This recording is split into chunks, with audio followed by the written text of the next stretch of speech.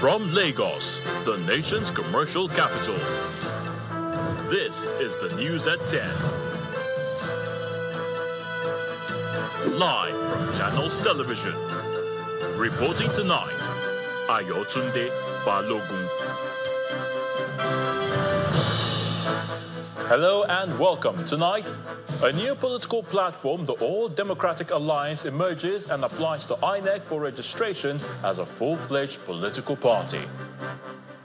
Taraba attacks destroy 62 houses as the state government warns against breaches of peace. Federal government unveils plans to empower MSMEs through improved access to finance. And UK evacuates Tehran embassy staff amid Iran's military actions, citing precautionary measures. And on business, UK confirms 99% duty-free access for Nigerian exports amid global trade tensions. On sports, Nigeria's Super Falcons head coach Justin Madugu unveils his 2040 Mission X squad for next month's 13th Women Cup of Nations finals in Morocco. And from the nation's capital, FCT Minister Mr. Nyesom Wike assures Abuja residents of compensation for road construction demolitions.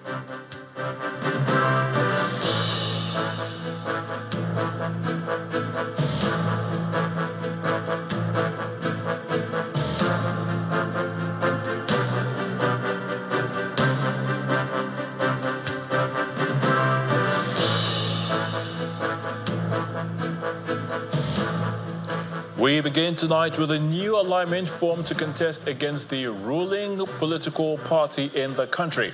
That's the APC. Ahead of the 2027 general elections, the National Opposition Coalition Group, the NOCG, comprising major national political figures, including a former Minister of Transportation, Rotimi Amechi, has written to the Independent National Electoral Commission, INEC, to register its newly formed political party, the All Democratic Alliance. Chaired by a former Senate President, David Mark, a meeting of the coalition in Abuja on May the 6th this year, 2025, according to a statement by the group dated May the 19th and signed by Mr. Amechi and Umar Ado as the chairman and secretary of the new platform committee, respectively, has written to the Independent National Electoral Commission, INEC. Now, the NPC comprises 15 members mandated to form an association to apply to INEC to register a new political party. According to the statement, a series of meetings were held, subcommittees were constituted, and reports submitted to the committee, leading to the meeting and resolutions. At the meeting of the new platform committee held on Thursday, June the 19th this year, the committee approved the formation of the ADA as a political association and the party's logo, slogan, and motto. Also approved were the party manifesto, its constitution, and the appointment of the interim leadership of the party, with Chief Akin Ricketts as pro tem chairman and Abdullahi Elayo as pro tem national secretary. The coalition also approved the interim leadership of the new political party to secure a befitting office accommodation, open a bank account for the party, and upon registration by INEC for financial transactions, and operate the activities of the party as enshrined in the constitution of the party and the Electoral Act of 2022. Meanwhile, Kaduna State Governor Uba Sani is confident that the new opposition coalition tagged the All Democratic Alliance does not pose a threat to the re-election bid of President Bola Tinubu in the year 2027. Governor Sani was quick to respond to the request for a coalition proposal by the All Democratic Alliance. Speaking on our political program, Politics Today, Governor Sani insists that the coalition have nothing to offer as any form of opposition to the structure and formidable influence that President Bola Tinubu represents. The reason why I don't believe there's any threat, I can tell you today, but go and write it down. And remember this day. As far as you have no any threat. The opposition you're talking about, because some of them are just letter-day activists. They are not, when I say letter-day activists, I mean they were never involved in the struggle in the past. They do not know how to fight a government. If you know how to fight a government, you cannot start the battle so early. What do you need to do? You need to be patient. So their strategy is wrong? Their strategy is wrong because they are talking to a veteran that fought successive military governments in Nigeria. The same thing with Bola Tinubu. Bola Tinubu, as a speaker, let me tell you, and why I think he's even smarter. Between you and I, President Bola Tinubu left office in 2007. So be patient, let me explain this to you. Then you understand where I'm coming from. He was governor of Lagos from 1999 to 2007, right? He was out of office for 16 years. He did not try to cause problem or truncate democracy or call for anarchy or ask people to go to the street and start fighting. Because he was involved in the struggle for the enthronement of democracy in Nigeria. When you are telling people, resist, fight, come out, I can tell you that I had most of them telling people, come out and fight. You should lead them to fight. When we're in the struggle, we lead the struggle. We led the demonstration. You don't tell people to go out when their children are abroad. You don't tell people to go out when their children are protected. Lead the struggle. Then I will know they're serious. Politics takes center stage in Anambra as the race for the government house is still on. While the Labour Party candidate in the November 18th governorship election in the state, Mr. George Moghalu, says the party will produce the next governor. Mr. Moghalu, who disclosed this when he presented his running mate, Mrs. Ifeoma Veronica Okaro, to local government ward chairmen and secretaries of the party in Awka, asked all party faithful to work together towards its success at the election. The venue of the Labour Party meeting in Awka, the Anambra state capital, comes alive as women sing and welcome the candidate of the party for the November 8th governorship election, Mr. George Moghalu. For the party, nothing will stop their winning the election, not even the latest announcement by the Anambra State Signage and Advertising Agency, ANSA, on the rules guiding campaigns and posting of campaign materials.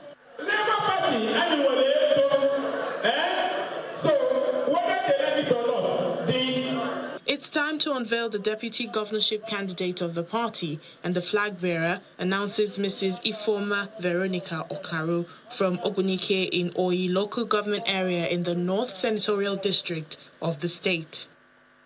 Ladies and gentlemen, State Chairman, I present before you Mrs. Ifeoma Veronica Okaro, deputy governorship candidate of our party. The deputy governorship candidate, the seasoned educationist, Mrs. Ifeoma Okaro, appreciates the party for finding her worthy of the honor and urges the women to unite behind their own until the party gains access to the seat of power in Awka. I thank my principal, His Excellency, Chief Dr. George Moghalu, a gentleman of God.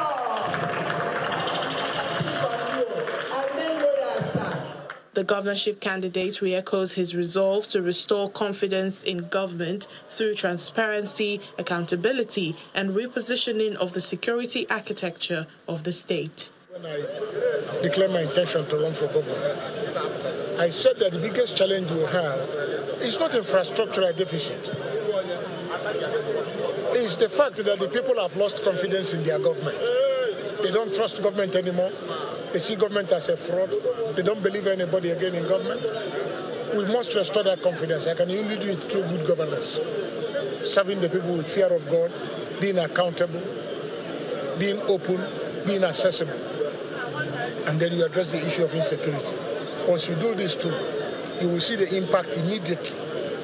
Because there is no economy that will grow in an insecure environment. The party leadership claims that the 2023 presidential candidate of the party, Mr. Peter Obi, is solidly behind them in this quest and will soon publicly identify with them.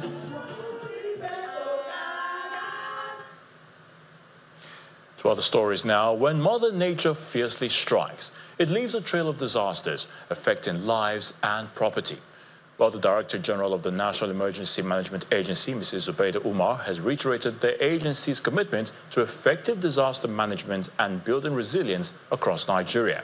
She gave the assurance during an interactive session with a delegation from the Japan International Cooperation Agency led by the Chief Representative, Mr. Yuzuru Susumu, in Abuja.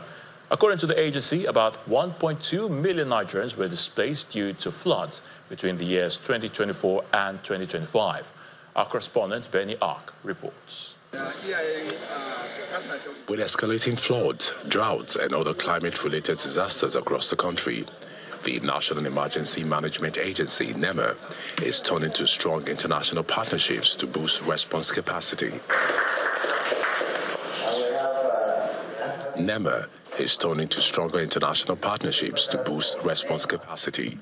The Director General of the agency, Mrs. Zubaida Umar, is meeting with the Chief Representative of the Japan International Cooperation Agency in Nigeria, alongside senior officials of the two agencies. According to data from the 2025 Annual Flood Outlook of the Nigeria Hydrological Services Agency, 30 states, including Niger, Lagos, Borno, Kaduna, and Delta, are at high risk, with over 1,200 communities threatened. So this committee will be headed by the Director of Risk Reduction. To reduce the impact of the anticipated floods, the agency is seeking to deepen its partnership with JICA and boost capacity for disaster risk management. We look forward to sustaining our partnership with JICA to improve on our service delivery, especially in the areas of disaster preparedness, response, mitigation, and building back better as we brace up to the current disaster profile of Nigeria. With the current rainy season already showing worsening impacts, NEMA is requesting more support, including a national risk atlas, emergency response equipment, and further staff training.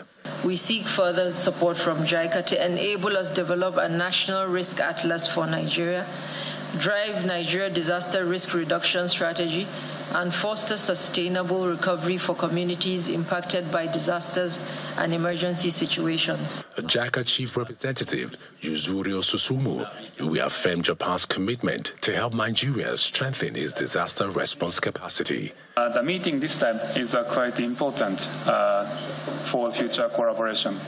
So we'd like to enhance the cooperation in the future, in particular for the human resource development, in order for the government to deliver better service for the people in Nigeria. The visit is expected to further strengthen collaboration between NEMA and JICA as Nigeria tackles its increasing disaster profile. Benny Ark, Channels Television News.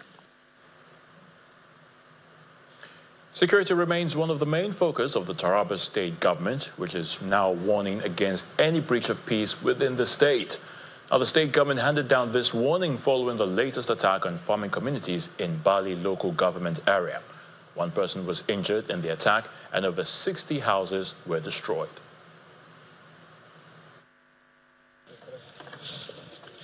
This pond, located between Tobaki and Atongo villages in Bali local government area of Taraba state, is the bone of contention between the Tiv farming communities and Fulani herders.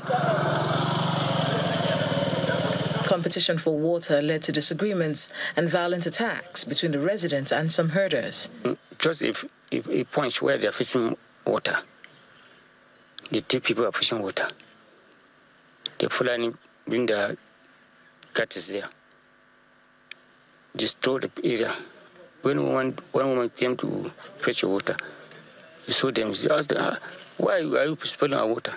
You are drinking here. You bring your cows here." And from there, they started shouting at her, removed their knives, beat her. They don't cut them. They just beat her. Though no life was lost in the attack, 62 houses were destroyed while one person sustained injuries. That day we were both working in the farm. I am my uncle's wife and some of my brothers. So we saw them, they came out from that place, Fulani boys with sticks and the cutlass machetes. And we started running toward this side and we discovered some are coming this side. Then I removed my phone while running.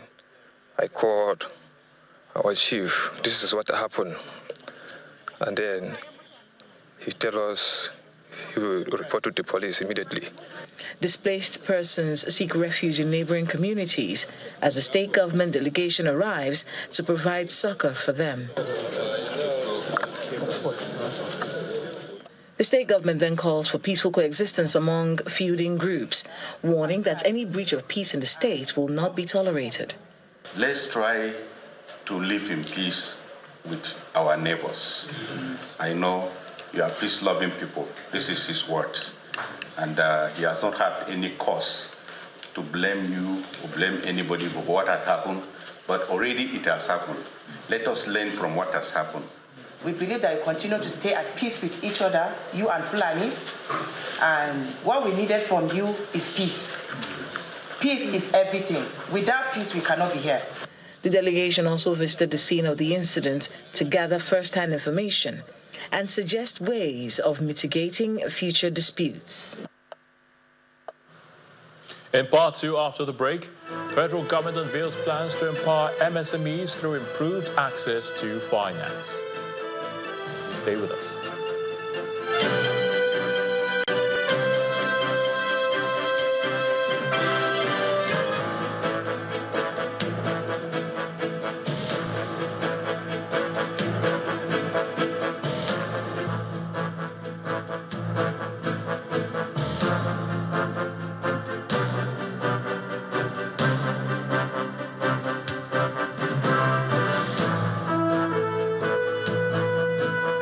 Welcome back. If you have just joined us, you're watching the news at 10 on Channels Television, broadcasting live from Lagos. A reminder of our top stories.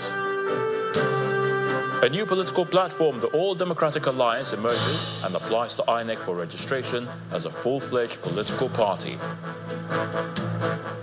Taraba attacks destroy 62 houses as the state government warns against any breach of peace. Federal government unveils plans to empower MSMEs through improved access to finance. And the UK evacuates Tehran embassy staff amid Iran's military actions, citing precautionary measures.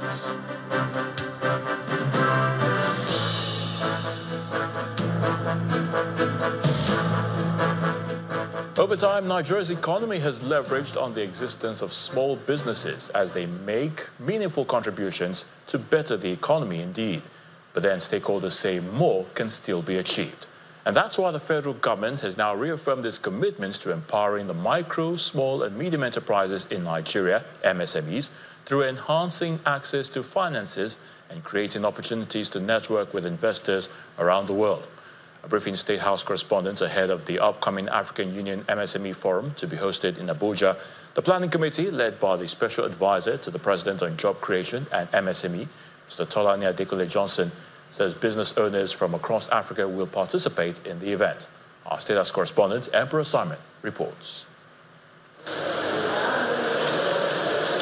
The micro, small and medium enterprises, MSMEs, account for over 90% of businesses in Africa, generating about 60% of employment across the continent. Despite their importance, MSMEs face challenges like limited access to finance, inadequate infrastructure, and regulatory hurdles. To address this, initiatives like the African Union MSME Forum have emerged, bringing together entrepreneurs, policymakers, and investors to promote growth through digital innovation, market access, and affordable financing. The next forum is set to take place in Abuja, Nigeria for the first time and will focus on building resilient MSMEs in the context of the African Continental Free Trade Area, which is what this press briefing at the conference hall of the Vice President's office is about. The principal objective has always been to empower micro, small, and medium-sized enterprises, develop intra-African value chains, and strengthen policies on MSME development through fostering strategic partnerships that will eventually empower MSMEs to thrive on the continent. With over 39 million nano, micro, small and medium enterprises across different sectors in Nigeria, the federal government is looking to leverage the forum to empower small businesses. Some MSMEs will own their own shops. So we'll be giving out shops to SMEs. So some people will come, some of the finalists will come from their different states. as business owners, not even knowing how they will pay their next rent. They will live here, owning their own shop. The forum is also expected to boost trade among African countries as the federal government reaffirms the commitment of the current administration to do business with the global community. I think this SME summit is our way of showing that it's not just that the small and medium enterprises can thrive here, it's also an indication that there's a progression that Nigeria is doing towards attracting the world to come to Nigeria and do business, and to show that Nigeria is not just that country where you think that are just scammers or 419ers or people who are doing drug peddling and all that. Since its inception, the AU MSME Forum has brought together over 1,000 industry leaders, policymakers, and small businesses to foster innovation, enhance capacity, and promote innovation. From the presidential villa, Emperor Simon, Channels Television News. In the meantime, remove trade and non-trade barriers, build skills, and avoid fragmented markets to harness the potential of the African Continental Free Trade Agreement. These were some of the words that resonated at the West African Economic Summit, which opened in Abuja. The Minister of Industries, Trade and Investment, Mrs. Jumoko Duwole, who spoke at the event, called for policies that will translate into improved economies for countries in the West African sub-region. Our correspondent, Sarah Achimugu, reports. The inaugural West Africa Economic Summit is bringing policy experts, government officials, captains of industries, and members of the private sector to discuss issues of trade, investment, and free movement of goods and services within the West Africa region. The theme for the summit is unlocking trade and opportunities in the region. At the heart of this is a call for strong policies to make the lofty idea a reality. The task before us now is to safeguard our regional bloc and drive the expansion of our industries through far-sighted integration policies and reforms that reinforce our economic sovereignty. Over 40% of the population of West Africa live below $1.9 a day. This is worsened by commodity dependence and infrastructure gaps. However, projected growth for the region for 2026 to 2027 is put at 4.3%, indicating that there might be help in sight as the region plans to leverage the Africa Continental Free Trade Agreement. The time for a truly integrated West African marketplace is now. With a population of over 400 million people and a shared history of enterprise and resilience, West Africa holds enormous untapped potential. Yet, we must acknowledge a fundamental truth. Our businesses cannot scale if our markets remain fragmented. One of the measures taken by African leaders is a policy tagged the Africa Continental Free Trade Area Agreement. The pact connects 1.3 billion people across 55 countries with a combined gross domestic product valued at $3.4 trillion. Meanwhile, currency equalization, non-border control, and non-trade formalization remain a challenge. A panel discussion at the summit provides answers to how the challenges can be resolved. And we're very proud to be launching a new project in partnership with Her Excellency's team at the Ministry of Industry, Trade and Investment on streamlining services, identifying regulations that may be holding back trade and services, and therefore implementing, supporting the Trade and Services Protocol of the FCFTA. And we're doing this in partnership with the FCFTA Secretariat.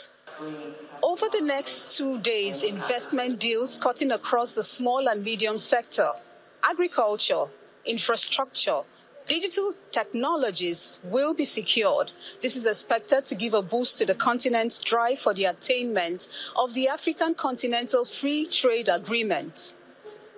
Sarah Chimugu, Channels Television News.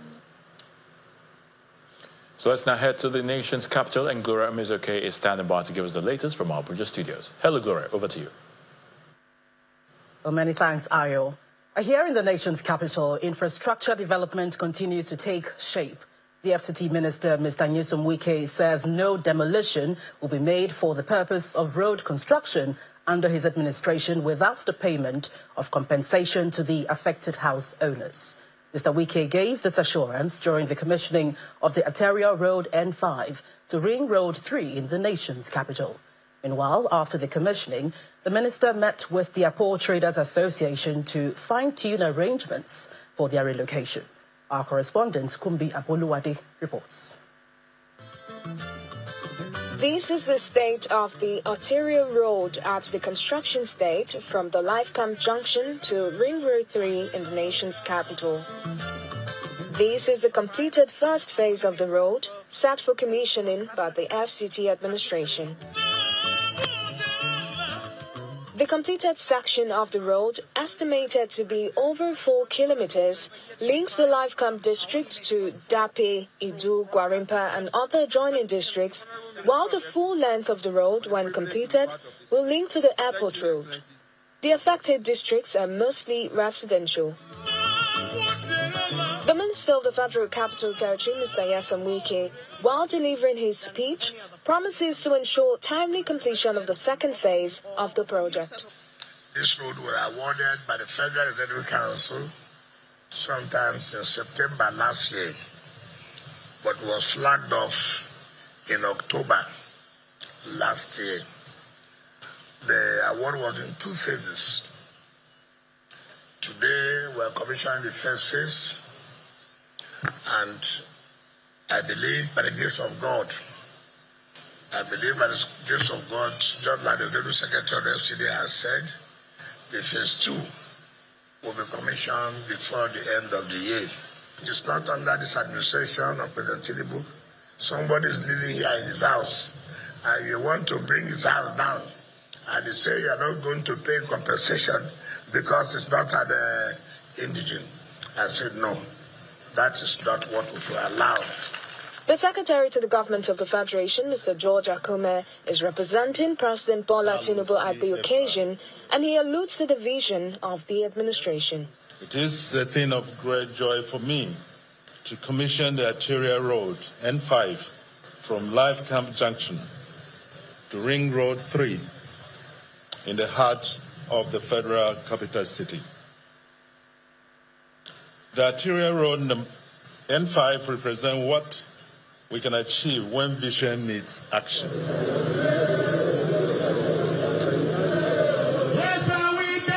After the event, Mr. Wike proceeds to the Apple Mechanic Village to meet with the Apple Traders Association to fine-tune arrangements for the relocation of the village and the market. Now, you will call the heads. The minister set up a committee for the success of the exercise while appealing for the cooperation of the traders. See the people. Now they're in charge, but Namina will be chairman. If they like their job, may they make sure say this will be done quick, so that they will not say the president didn't want to talk. They will say, I say this kind of president is telling me this, you don't do. I don't want to hear that. The minister also promised to meet with the heads of the traders on June 27, 2025. The relocation of the Apple Traders has been a long time coming, dating far back to 2005. The traders are hoping that the promises made under this administration will come to fruition. Kumbi Aboluwade, Channels Television News. Well, still ahead on the news at 10. UK confirms 99% duty-free access for Nigerian exports amid global trade tensions.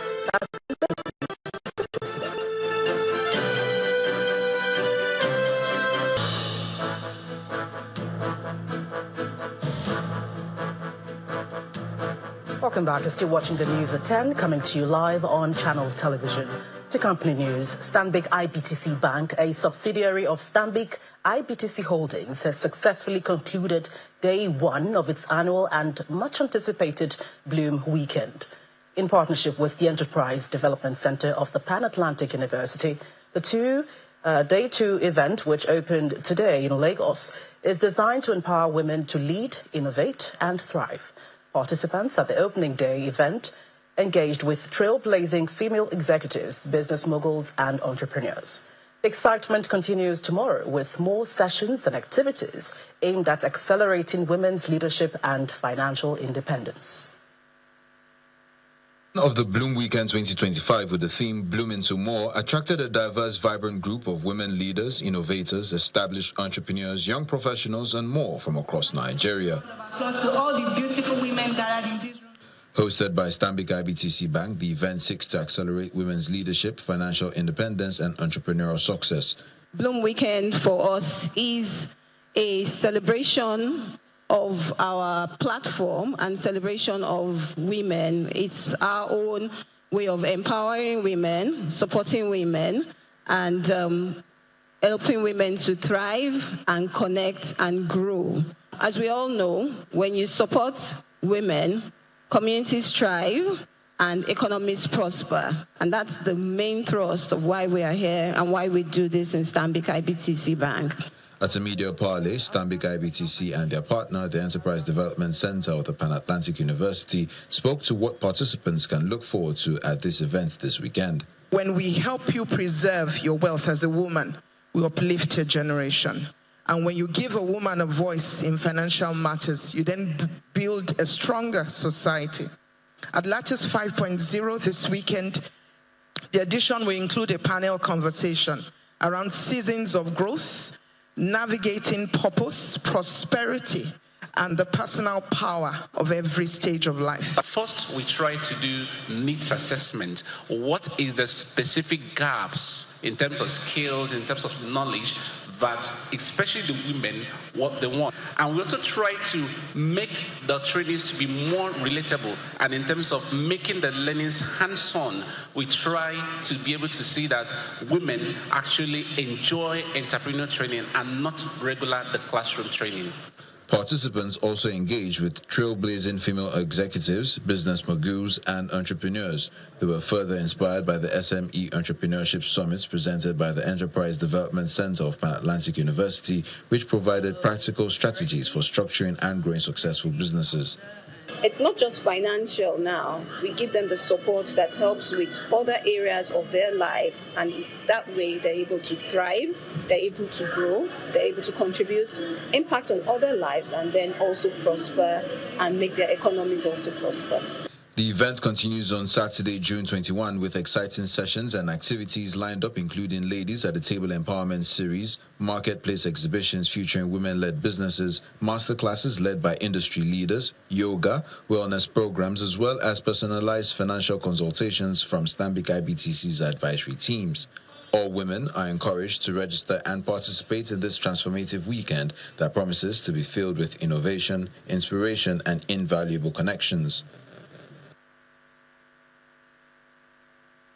It's yet another feather to the cap of the Nigeria Interbank Settlement System, NIBSS, with the official unveiling of the National Payment Stack at its dinner night in Lagos. The Managing Director and Chief Executive Officer of NIBSS, Mr. Premier Oyiwo, says this new initiative is a transition to the future as it lays the foundation for Nigeria's financial landscape.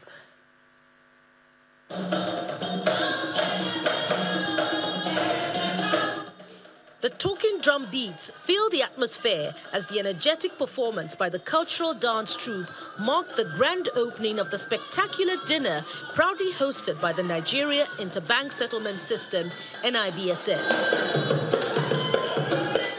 The occasion brings together stakeholders, policymakers, and representatives from 20 African countries to witness the birth of a new era in Nigeria's financial sector, the National Payment Stack, NPS.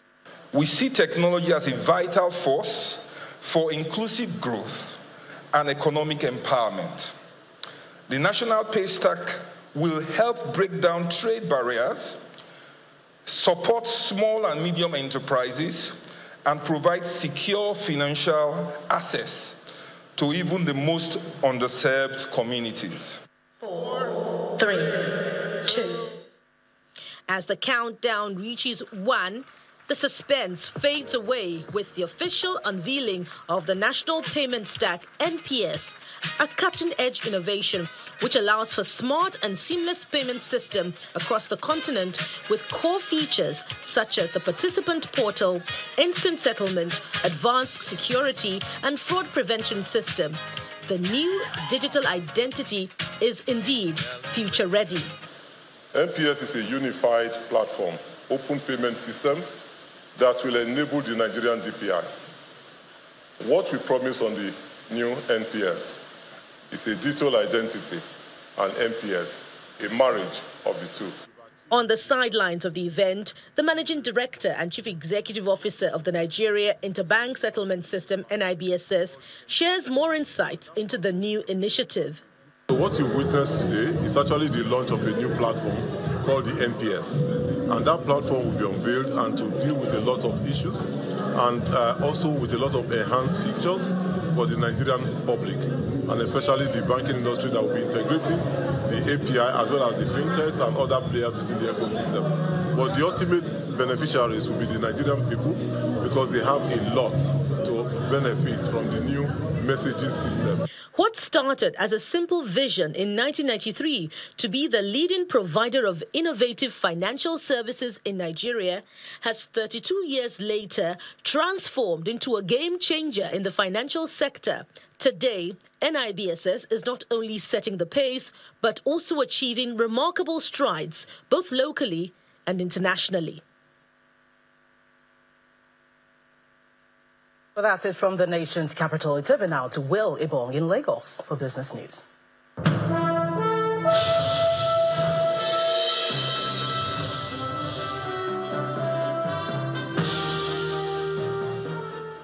Thank you, Gloria. Now, the UK has confirmed that 99% of Nigerian exports will remain duty-free under its Developing Countries Trading Scheme, DCTS, the move aimed at supporting Nigeria's economy and boosting trade. And this comes amid ongoing global trade tensions. The scheme allows agricultural and value-added products like cocoa, tomatoes, cashew nuts, and cotton clothing to enter the UK market at reduced or zero tariffs. UK High Commissioner Richard Montgomery says the DCTS will strengthen UK-Nigeria trade ties and help create jobs by supporting Nigerian exporters and simplifying trade rules. Now, as Dangote Refinery launches a new plan for distribution of petroleum products across the country, there are concerns that this move could lead to job losses from other competitors in the downstream sector. However, the Chief Executive Officer of RTC Advisory Services, Mr. Okpeyemi Agbaje, who was a guest on Business Morning program, says he believes the initiative, in addition to adoption of compressed natural gas, will be more beneficial to local consumers and the industry in many ways. The ultimate beneficiary is the consumer. These measures will lower the cost, they will drastically shrink the cost of distribution in the industry, and that benefit will go to the consumer, to the economy. That benefit will go to offsetting some of the inflationary spiral attributable to cost of distribution of petroleum products. It will reduce general trend towards inflation. It will make the product more available. Those are benefits that one finds difficult to argue that we should deny the consumer in order to protect another segment of the retail chain. Now, oil prices have dropped over 3% on Friday after President Trump said he would delay decisions on striking Iran, citing a potential opening for talks on his nuclear program. Brent crude slipped $2.78 to $76.07 per barrel, while U.S. crude edged up 84 cents to $74.30. The pause eased fears of an immediate U.S. military response. Meanwhile, Israel is escalating strikes on Iran. Prime Minister Netanyahu has ordered intensified attacks on strategic and government targets following a missile hit on a hospital in southern Israel. And from that global market space, we head to the domestic equities market, which ends the final trading session in the green, hitting yet another milestone. John Moka has the details.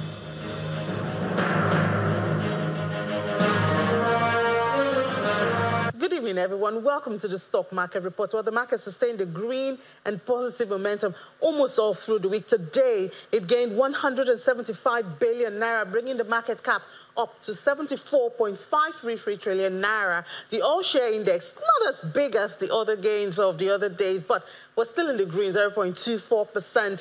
And 117,000 level is what we started today with, but closed at 118,000. So a new level for the market, new levels every day is what we see. Now let's look at the sectors, and that will tell us more. The Fugas, the big guys in the banking sector, they're still doing it. Access Co, First Holdco, GT Co, they contributed to this 1.65% green that we have for banking. Consumer goods, however, has been lagging, not doing so well.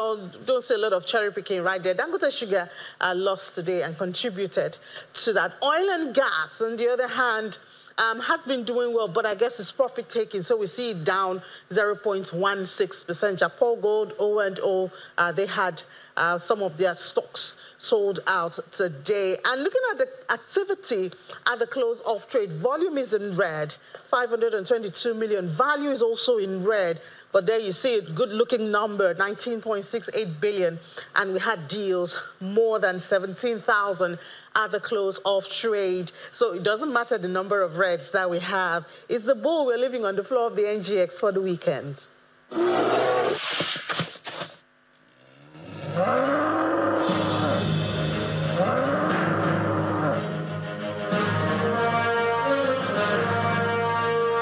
Thank you, Ini. Let's see the closing numbers for other major equities around the world.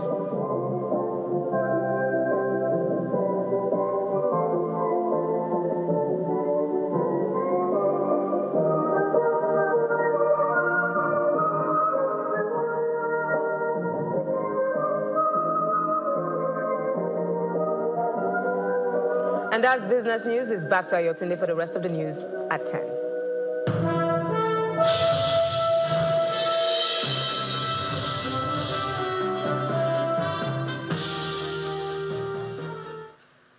Many thanks, Will. Iran's Foreign Minister Abbas Araghchi says his country is ready to consider a window of diplomacy when aggression is stopped and the aggressor held accountable for the heinous crimes committed. Well, here's Sami Pusa with more international news in Around the World in 5 from our London studio. Good evening and welcome to the channel's studios here in London with your international news around the world in 5. UK, French and German foreign ministers will hold talks with their Iranian counterpart in Geneva as part of efforts to ease the Israel-Iran conflict. Ahead of the meeting, UK Foreign Secretary David Lammy said a window now exists within the next 2 weeks to achieve a diplomatic solution. It comes after the White House says Donald Trump will decide in the next fortnight whether to take direct US action. The exchange of fire between Israel and Iran has continued, with the Israeli military saying it attacked dozens of targets, including what it called missile manufacturing sites in Tehran. Correspondence between the United States and the Iranians, I can confirm that correspondence has continued. As you know, we were engaged with 6 rounds of negotiations with them in both indirect and direct ways. The president is saying that he will make a decision whether or not to go within the next 2 weeks. It's very clear and direct. Meanwhile, Israeli forces have killed 23 Palestinians after opening fire on crowds gathered near an aid distribution site. That's according to witnesses and medics. Tanks and drones fired at thousands of people near a distribution center in central Gaza, run by the US and Israeli-backed Gaza Humanitarian Foundation. A spokesperson for Al-Auda Hospital in Nuseirat confirmed they received 23 bodies and more than 100 wounded. The Israeli military is yet to comment. The GHF denied a shooting occurred near their sites. The Hamas-run health ministry says more than 400 Palestinians have been killed in similar incidents since May. India's Aircraft Accident Investigation Bureau is yet to decide whether flight data and cockpit voice recorders from the Air India flight that crashed last Thursday will be sent overseas for decoding and analysis. At least 270 people, most of them passengers, were killed when the London-bound Boeing 7878 Dreamliner crashed less than a minute after taking off from Ahmedabad Airport in western India. Some media outlets reported that the black boxes are being sent abroad, but the Ministry of Civil Aviation clarified that no final decision has been made. A U.S. appeals court has ruled that President Donald Trump can keep control of National Guard troops he deployed to Los Angeles despite objections from the city leaders and California Governor Gavin Newsom. Mr. Trump deployed the troops in response to widespread protests against his immigration crackdown. Local officials called it an unnecessary provocation. The decision halts a ruling from a lower court judge who found Trump acted illegally when mobilizing the troops.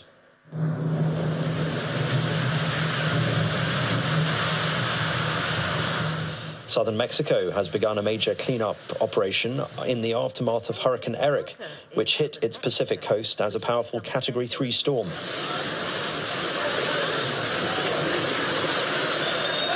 A popular tourist town in Oaxaca State was left without electricity and phone coverage after the storm damaged infrastructure, including 2 hospitals and flooded streets. The NHC warned of a potential for life-threatening storm surge in the hurricane's wake, and Mexico's Environment Ministry also warned of waves of up to 10 meters high. Zambia's President Hakainde Hichilema has abruptly ended the national mourning period of the former president Edgar Lungu in an escalating standoff between the family and the authorities about his burial plans. It follows the last-minute cancellation of the return of Lungu's body from South Africa by his family, leaving the country uncertain about when and where the former leader will be buried. It has now been 7 days since the untimely passing of our 6th Republican president. In his address on Thursday evening, President Hakainde Hichilema announced an immediate end to the mourning period, saying the country needed to resume normal life. And an 81-year-old man accidentally drove his car down the landmark Spanish Steps in Rome before getting stuck on the way down. One of Italy's most recognizable monuments, the Spanish Steps, have never been intended for vehicles to be driven down. The driver tested negative for alcohol and told officers that he was on his way to work. Emergency services had to use a crane to remove the car from the landmark. And that's your international news around the world in 5. Now back to the channel's studios in Lagos.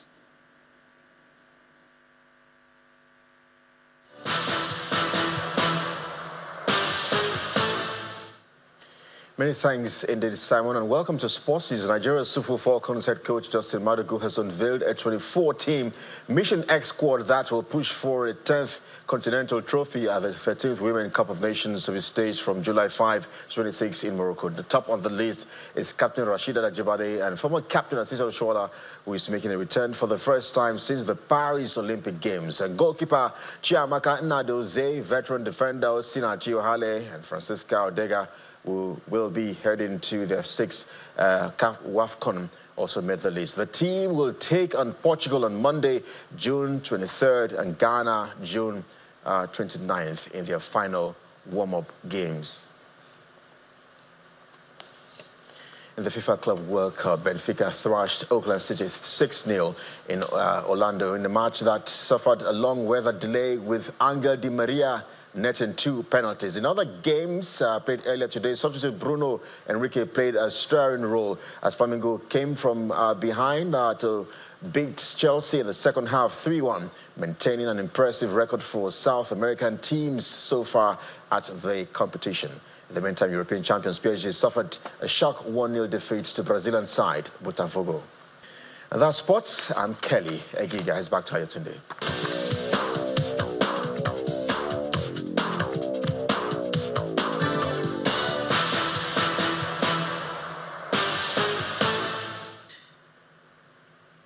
And the main news again. A new political platform, the All Democratic Alliance, emerged today and has applied to the electoral umpire INEC for registration as a full-fledged political party ahead of the 2027 general elections.